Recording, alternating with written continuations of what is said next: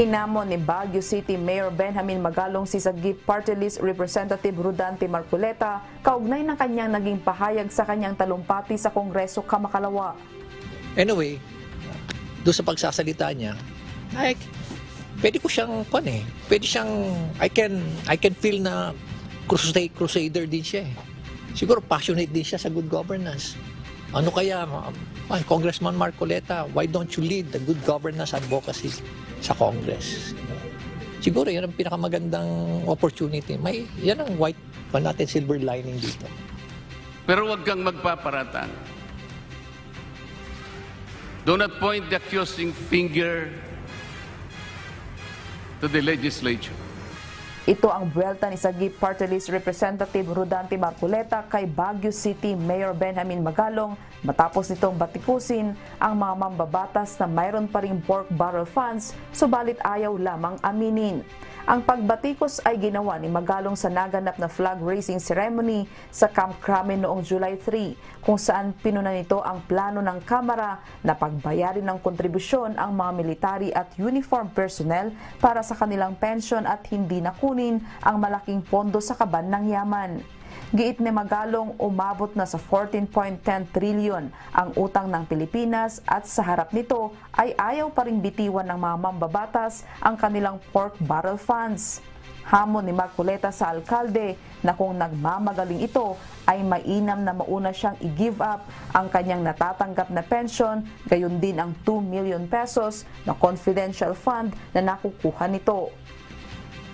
It is as if the good mayor of Baguio would like to portray himself as the knight in shining armor, armed with a silver bullet to address corruption in this country. Sagot naman ni Magalong sa patod-tiyada ni Marcoleta. Pero it's useless. Sasagutin ulit natin. Kakasagutan lang yan. Mawawala tayo sa focus doon sa ating advocacy na good governance. So, anyway, nasagot ko naman na yan during my first interview. Kaya siguro iwasan na natin. Kasi hindi naman yun ang direction natin, hindi naman yun talaga ang intention natin, hindi yun ang purpose natin.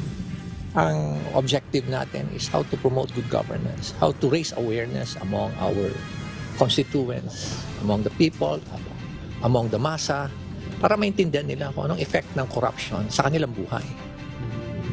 Kung magsasagutan lang kami dyan, mawawala tayo sa focus. Ang pensyon ng military and uniform personnel ay isa sa malaking isyu ngayon. Ilan sa panukala para matustusan ang pensyon ay ang kuna ng buwan ng kontribusyon ang mga military and uniform personnel gaya ng sistema sa GSIS at SSS, subalit tutol dito ang karamihan. Kasama na si Magalong sa katwirang hindi ito ang siyang itinatakda ng batas.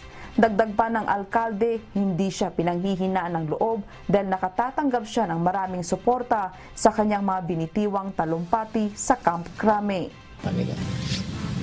Sabi ko nga sa kanila, I'm not going to give up my advocacy to promote good governance and to address corruption. Nakakalungkot lang kasi na matwi-twist si Magalong tatakbong Senado, national government, Diyos ko. It's not about Magalong. It's about the fight against corruption. It's about promoting good governance. Sa talumpati ni Marcoleta, posibleng ipatawag ng Kongreso ang alkalde sa investigasyon sa iba't ibang kaso ng korupsyon. Diyos ang aming sandigan, serbisyo publiko ang aming pinahahalagahan. Mula rito sa Baguio City, Grace Flores, Humahataw.